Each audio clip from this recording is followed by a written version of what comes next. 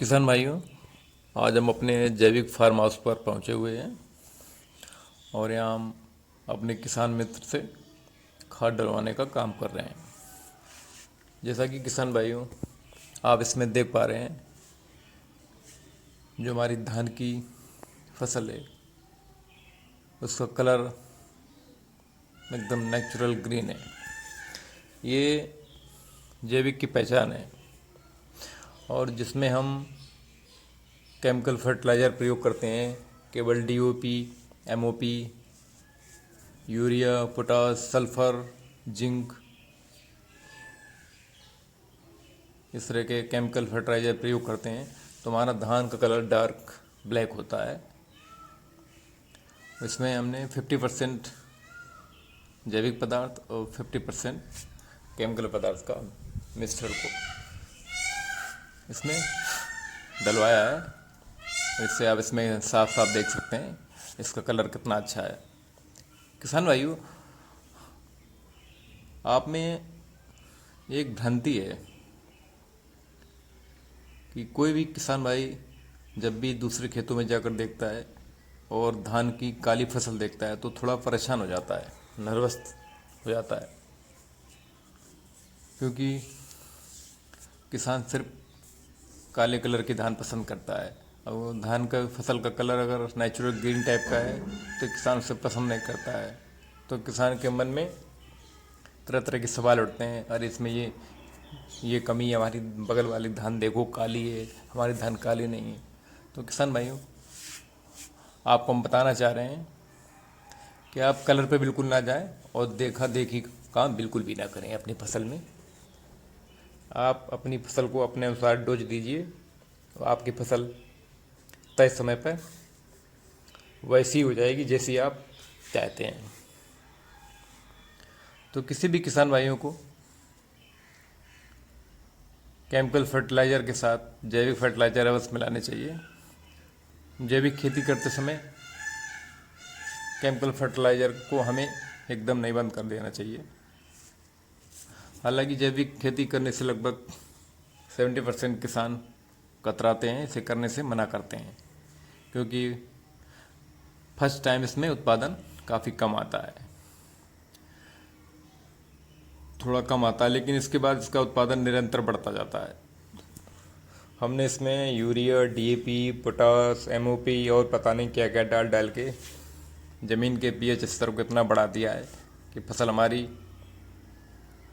Growth ही नहीं करती है। प्रत्येक वर्ष हमें केमिकल फर्टिलाइज़र को बहुत ज़्यादा मात्रा में बढ़ाना पड़ता है। तो प्यारे किसान भाइयों,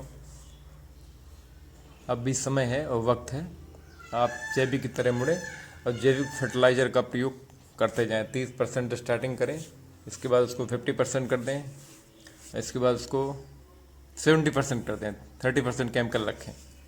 आप देखेंगे आपकी फसल धीमे धीमे जैविक मात्रा डालने से कार्बन की मात्रा बढ़ने लगेगी। इस प्रकार आप जैविक रासायनिक की मिश्रित खेती कर सकते हैं। किसान भाइयों, हम ये अपने दूसरे चक पे आए हुए हैं। यहाँ आप देख पा रहे सामने पीपल का पेड़ खड़ा हुआ है और यहाँ पर कुआं है। ये हमारा लगभग 1 एकड़ का खेत है, ये आप देख पा रहे हैं। इसके पहले आपको डार्क ब्लैक कलर दिख रहा है धानी का, और आगे देखेंगे आप टोटल ग्रीन कलर दिख रहा है आपको, नेचुरल ग्रीन। तो ये जैविक की पहचान है। जैविक में डार्क कलर नहीं दिखाई देगा। आप देखेंगे जहाँ जहाँ आप देख रहे हैं आगे ग्रीन कलर अपने फार्म हाउस है। अब इधर देखिए कलर चेंज हो गया है क्योंकि केमिकल फर्टिलाइज़र का प्रयोग किया गया है। और सामने देखें आप ग्रीन कलर आपको अलग दिख रहा है। तो जैविक की यही पहचान है। जैविक की खेती आप धीमे धीमे स्टार्ट कर सकते हैं और इसके बाद 1-2 साल में 100% पहुँच जाएँ। क्योंकि किसान भाइयों, हमने डीएपी, यूरिया का अंधाधुंध प्रयोग करके अपनी ज़मीन को कड़ापन बना दिया है। ज़मीन में कार्बन की मात्रा बिल्कुल भी कम हो गई है, जिससे हमारी ज़मीन कठोर होती जा रही है और हमें निरंतर प्रत्येक वर्ष डीएपी, यूरिया की मात्रा दोगुने से भी ज़्यादा बढ़ानी पड़ रही है। इसलिए हमारी फसल का उत्पादन नहीं मिल पा रहा है। तो किसान भाइयों, अब हम पहुंच रहे हैं अपने दूसरे फार्म हाउस पर। आपको दिखाने का प्रयास करते हैं। आज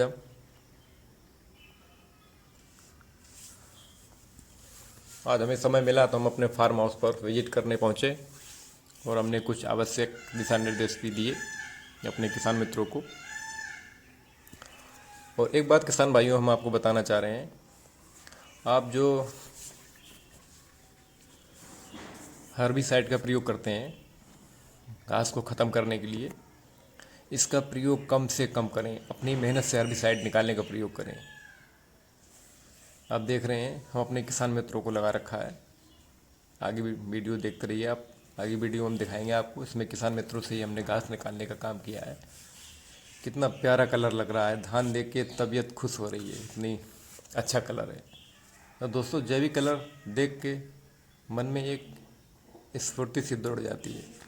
इसकी तुलना में हम साइड में देख सकते हैं, थोड़ा डार्क कलर है, पीला पीलापन सा है, ये आप देख पा रहे हैं। और ये बगल में आप देख पा रहे हैं नेचुरल ग्रीन। तो किसान मित्रों, आपको उत्पादन जरूर फर्स्ट टाइम में थोड़ा कम मिलेगा, लेकिन जितना उत्पादन होगा शुद्ध होगा।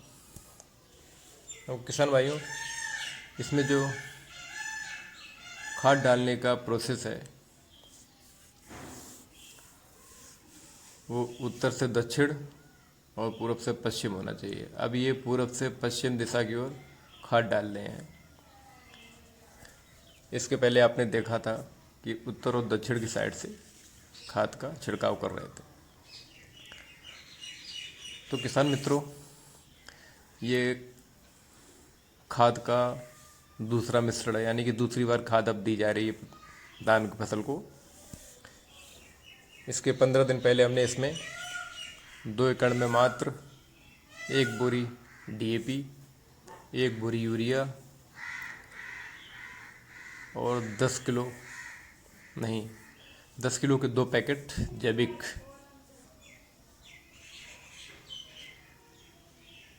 जीवाणु खाद। और फर्स्ट टाइम में इसमें हमने जिंक नहीं दिया था, इसका मिश्रण करके हमने डलवाया था। अभी दूसरा डोज है, इसमें केवल यूरिया और थोड़ा सा जिंक डलवा दिया है। 1 बोरी यूरिया और 8 किलो जिंक, 700 ग्राम हमने प्रति बीघा के हिसाब से जिंक इसमें डलवाया है। और किसान भाइयों, इसके बाद इसमें हम 2-3 छिड़काव केवल जैविक जीवाणु के ही कराएंगे, जो मिट्टी को भुरभुरी बनाएंगे और फसल को आवश्यक पोषक तत्व मिलाएंगे। और इसमें जो जीवाणु खाद डालते हैं किसान भाइयों, उसका क्या पर्पज होता है। जीवाणु खाद जब भी इसमें डालेंगे तो जीवाणु खाद जो हमारी मिट्टी के बॉन्ड होते हैं उनको आपस में जो बंधे हैं उनको फैला देते हैं। और फैलाने के कारण जो उसमें आवश्यक फर्टिलाइज़र पड़े होते हैं उनको बॉन्ड को तोड़ देते हैं और तोड़कर वो पौधों को प्रदान करते हैं।